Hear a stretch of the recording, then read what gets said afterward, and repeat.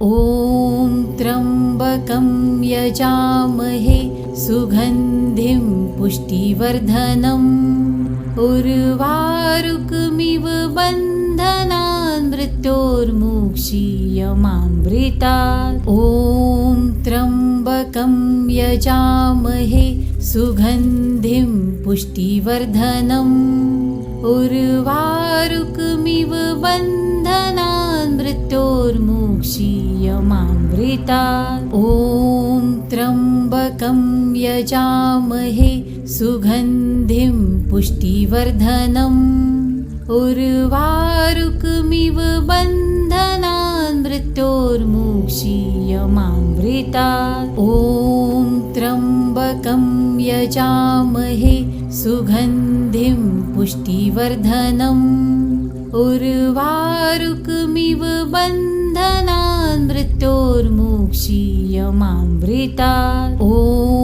त्र्यम्बकं यजामहे सुगन्धिं पुष्टिवर्धनम् उर्वारुकमिव बन्धनान् मृत्योर्मुक्षीयमामृतात्। ॐ त्र्यम्बकं यजामहे सुगन्धिं पुष्टिवर्धनम् उर्वारुकमिव बन्धनान् मृत्योर्मुक्षीयमामृतात्। ॐ त्र्यम्बकं यजामहे सुगन्धिं पुष्टिवर्धनम् उर्वारुकमिव बन्धनान् मृत्योर्मुक्षीयमामृतात्। ॐ त्र्यम्बकं यजामहे सुगन्धिं पुष्टिवर्धनम् उर्वारुकमिव बन्धनान् मृत्योर्मुक्षीयमामृतात्। ॐ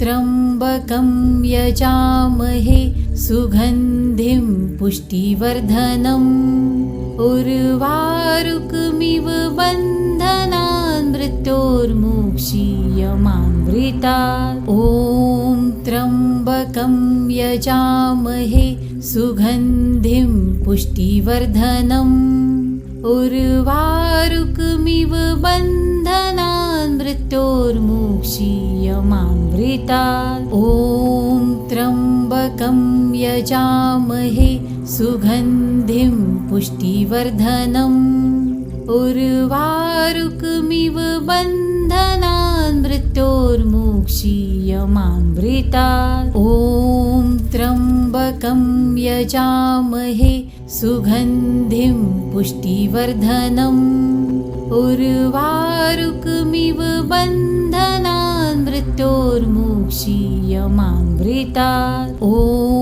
त्र्यम्बकं यजामहे सुगन्धिं पुष्टिवर्धनम् उर्वारुकमिव बन्धनान् मृत्योर्मुक्षीयमामृतात्। ॐ त्र्यम्बकं यजामहे सुगन्धिं पुष्टिवर्धनम् उर्वारुकमिव बन्धनान् मृत्योर्मुक्षीयमामृतात्। ॐ त्र्यम्बकं यजामहे सुगन्धिं पुष्टिवर्धनम् उर्वारुकमिव बन्धनान् मृत्योर्मुक्षीयमामृतात्। ॐ त्र्यम्बकं यजामहे सुगन्धिं पुष्टिवर्धनम् उर्वारुकमिव बन्धनान् मृत्योर्मुक्षीयमामृतात्। ॐ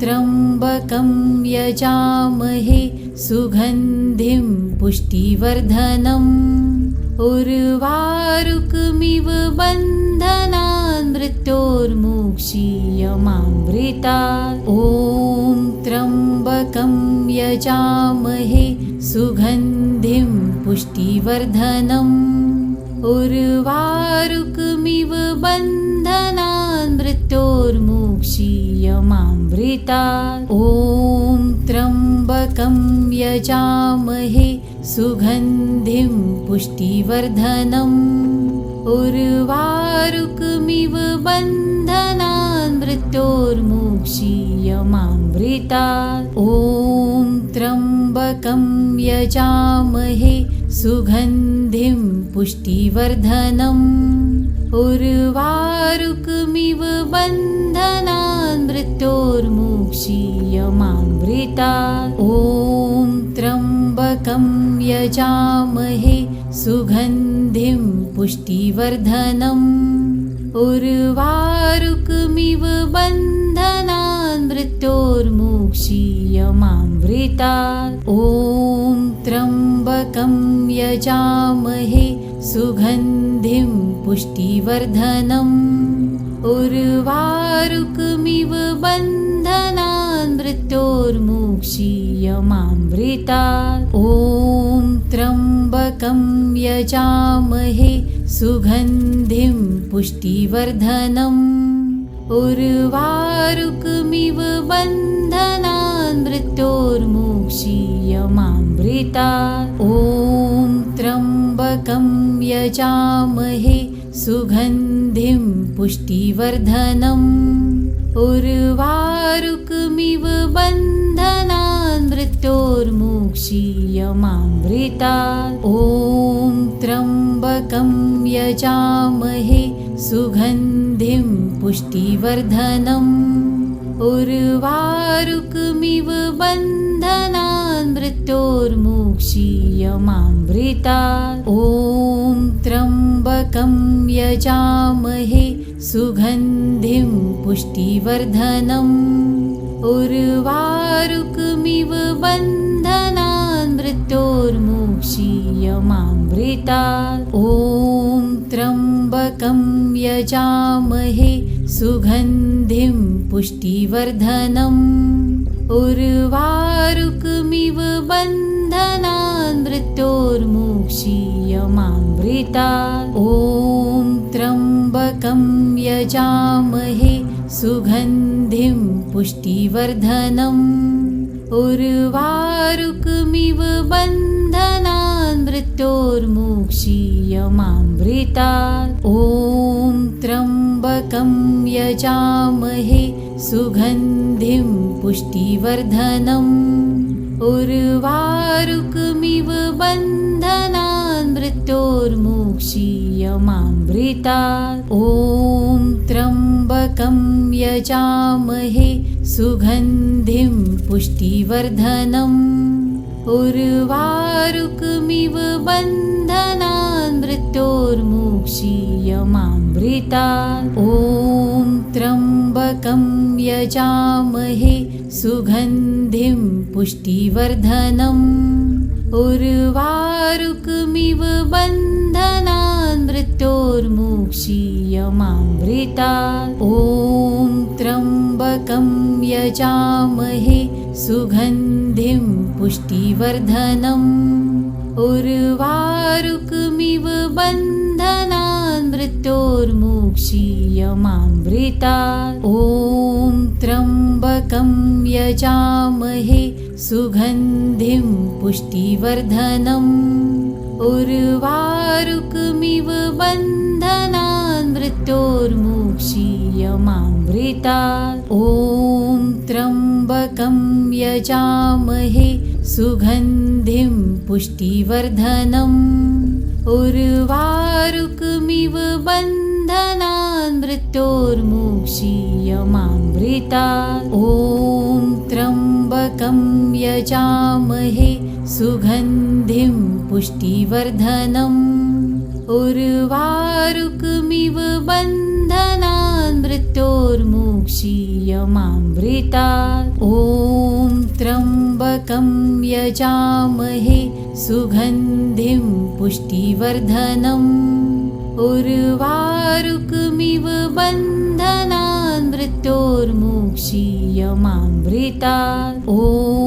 त्र्यम्बकं यजामहे सुगन्धिं पुष्टिवर्धनम् उर्वारुकमिव बन्धनान् मृत्योर्मुक्षीयमामृतात्। ॐ त्र्यम्बकं यजामहे सुगन्धिं पुष्टिवर्धनम् उर्वारुकमिव बन्धनान् बन्धनान् मृत्योर्मुक्षीयमामृतात्। ॐ त्र्यम्बकं यजामहे सुगन्धिं पुष्टिवर्धनम् उर्वारुकमिव बन्धनान् मृत्योर्मुक्षीयमामृतात्। ॐ त्र्यम्बकं यजामहे सुगन्धिं पुष्टिवर्धनम् उर्वारुकमिव बन्धनान् मृत्योर्मुक्षीयमामृतात्। ॐ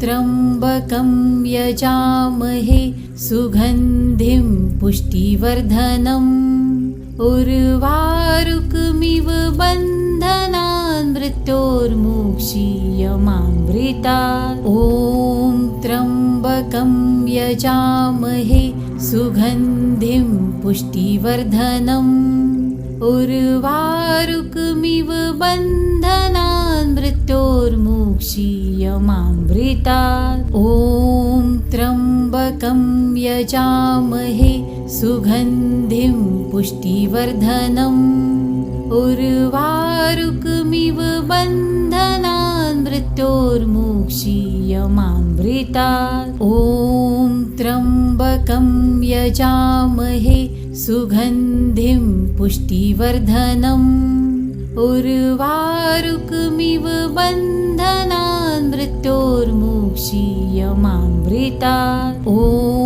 त्र्यम्बकं यजामहे सुगन्धिं पुष्टिवर्धनम् उर्वारुकमिव बन्धनान् मृत्योर्मुक्षीयमामृतात्। ॐ त्र्यम्बकं यजामहे सुगन्धिं पुष्टिवर्धनम् उर्वारुकमिव बन्धनान् मृत्योर्मुक्षीयमामृतात्। ॐ त्र्यम्बकं यजामहे सुगन्धिं पुष्टिवर्धनम् उर्वारुकमिव बन्धनान् मृत्योर्मुक्षीयमामृतात्। ॐ त्र्यम्बकं यजामहे सुगन्धिं पुष्टिवर्धनम् उर्वारुकमिव बन्धनान् मृत्योर्मुक्षीयमामृतात्। ॐ त्र्यम्बकं यजामहे सुगन्धिं पुष्टिवर्धनम् उर्वारुकमिव बन्धनान् मृत्योर्मुक्षीयमामृतात्। ॐ त्र्यम्बकं यजामहे सुगन्धिं पुष्टिवर्धनम् उर्वारुकमिव बन्धनान् मृत्योर्मुक्षीयमामृतात्। ॐ त्र्यम्बकं यजामहे सुगन्धिं पुष्टिवर्धनम् उर्वारुकमिव बन्धनान् मृत्योर्मुक्षीयमामृतात्। ॐ त्र्यम्बकं यजामहे सुगन्धिं पुष्टिवर्धनम् उर्वारुकमिव बन्धनान् मृत्योर्मुक्षीयमामृतात्। ॐ त्र्यम्बकं यजामहे सुगन्धिं पुष्टिवर्धनम् उर्वारुकमिव बन्धनान् मृत्योर्मुक्षीयमामृतात्। ॐ त्र्यम्बकं यजामहे सुगन्धिं पुष्टिवर्धनम् उर्वारुकमिव बन्धनान् मृत्योर्मुक्षीयमामृतात्। ॐ त्र्यम्बकं यजामहे सुगन्धिं पुष्टिवर्धनम् उर्वारुकमिव बन्धनान् मृत्योर्मुक्षीयमामृतात्। ॐ त्र्यम्बकं यजामहे सुगन्धिं पुष्टिवर्धनम् उर्वारुकमिव बन्धनान् मृत्योर्मुक्षीयमामृतात्। ॐ त्र्यम्बकं यजामहे सुगन्धिं पुष्टिवर्धनम् उर्वारुकमिव बन्धनान् मृत्योर्मुक्षीयमामृतात् ॐ त्र्यम्बकं यजामहे सुगन्धिं पुष्टिवर्धनम् उर्वारुकमिव बन्धनान् मृत्योर्मुक्षीयमामृतात् ॐ त्र्यम्बकं यजामहे सुगन्धिं पुष्टिवर्धनम् उर्वारुकमिव बन्धनान् मृत्योर्मुक्षीयमामृतात् ॐ त्र्यम्बकं यजामहे सुगन्धिं पुष्टिवर्धनम् उर्वारुकमिव बन्धनान् मृत्योर्मुक्षीयमामृतात् ॐ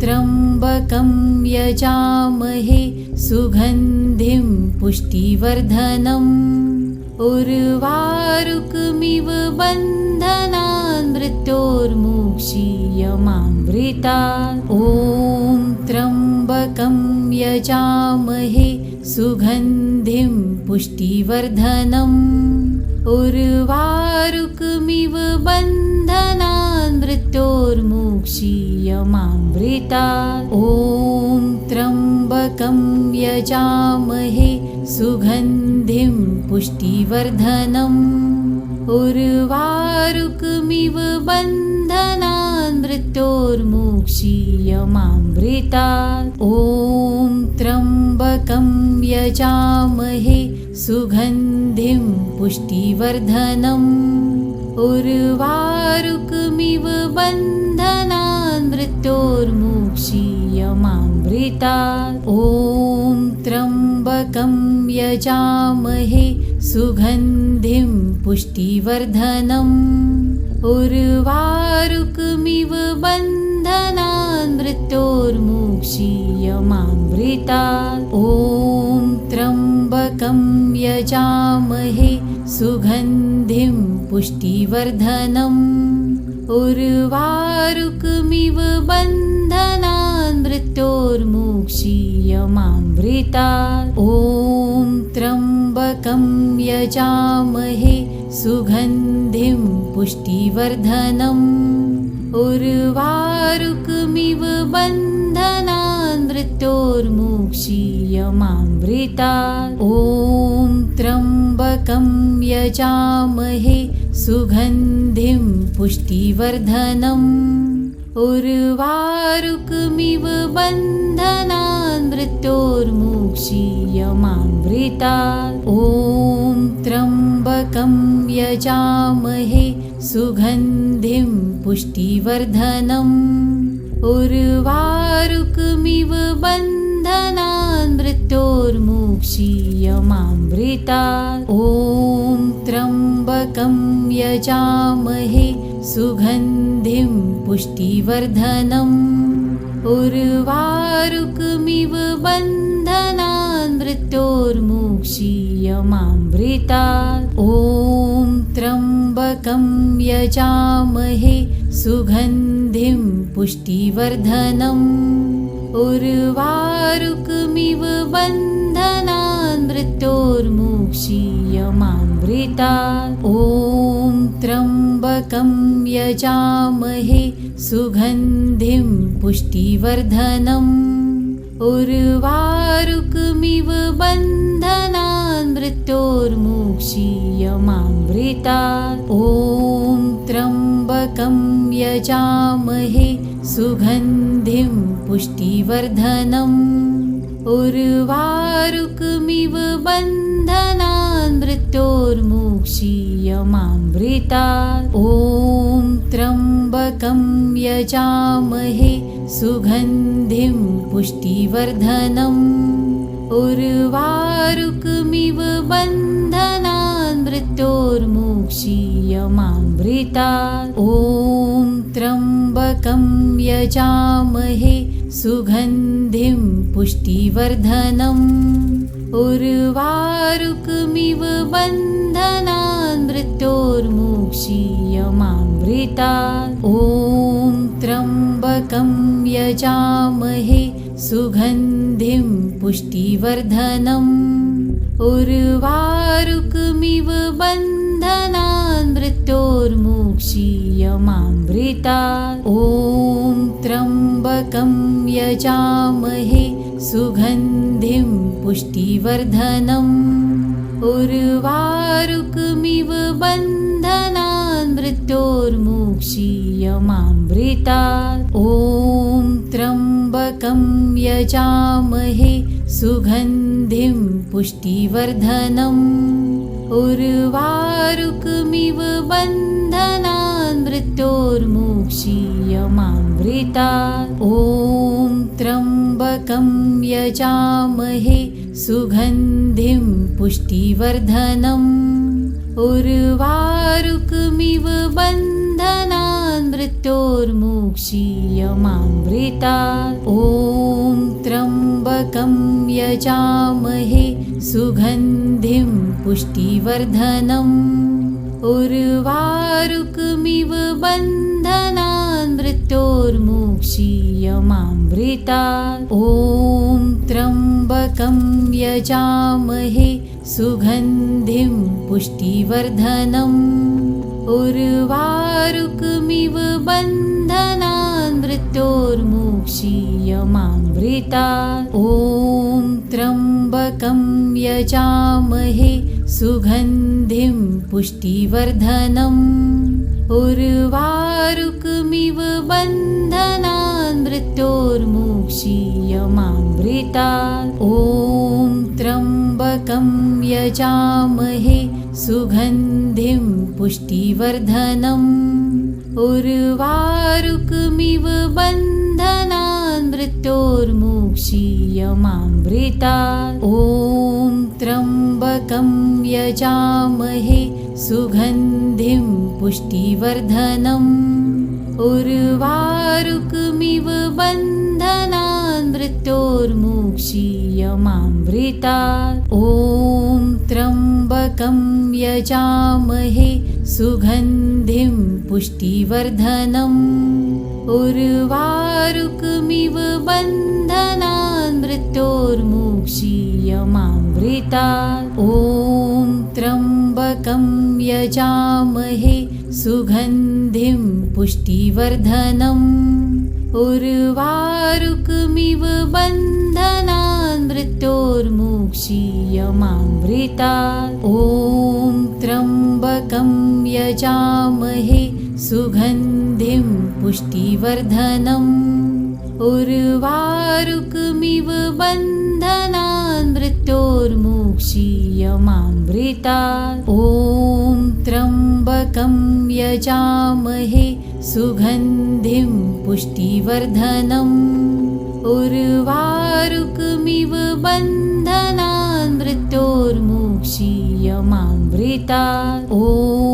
त्र्यम्बकं यजामहे सुगन्धिं पुष्टिवर्धनम् उर्वारुकमिव बन्धनान् मृत्योर्मुक्षीयमामृतात् ॐ त्र्यम्बकं यजामहे सुगन्धिं पुष्टिवर्धनम् उर्वारुकमिव बन्धनान् मृत्योर्मुक्षीयमामृतात् ॐ त्र्यम्बकं यजामहे सुगन्धिं पुष्टिवर्धनम् उर्वारुकमिव बन्धनान् मृत्योर्मुक्षीयमामृतात् ॐ त्र्यम्बकं यजामहे सुगन्धिं पुष्टिवर्धनम् उर्वारुकमिव बन्धनान् मृत्योर्मुक्षीयमामृतात् ॐ त्र्यम्बकं यजामहे सुगन्धिं पुष्टिवर्धनम् उर्वारुकमिव बन्धनान् मृत्योर्मुक्षीयमामृतात् ॐ त्र्यम्बकं यजामहे सुगन्धिं पुष्टिवर्धनम् उर्वारुकमिव बन्धनान् मृत्योर्मुक्षीयमामृतात् क्षीयमामृतात्। ॐ त्र्यम्बकं यजामहे सुगन्धिं पुष्टिवर्धनम् उर्वारुकमिव बन्धनान् मृत्योर्मुक्षीयमामृतात्। ॐ त्र्यम्बकं यजामहे सुगन्धिं पुष्टिवर्धनम् उर्वारुकमिव बन्धनान् मृत्योर्मुक्षीयमामृतात्। ॐ त्र्यम्बकं यजामहे सुगन्धिं पुष्टिवर्धनम् उर्वारुकमिव बन्धनान् मृत्योर्मुक्षीयमामृतात्। ॐ त्र्यम्बकं यजामहे सुगन्धिं पुष्टिवर्धनम् उर्वारुकमिव बन्धनान् मृत्योर्मुक्षीयमामृतात्। ॐ त्र्यम्बकं यजामहे सुगन्धिं पुष्टिवर्धनम् उर्वारुकमिव बन्धनान् मृत्योर्मुक्षीयमामृतात्। ॐ त्र्यम्बकं यजामहे सुगन्धिं पुष्टिवर्धनम् उर्वारुकमिव बन्धनान् मृत्योर्मुक्षीयमामृतात्। ॐ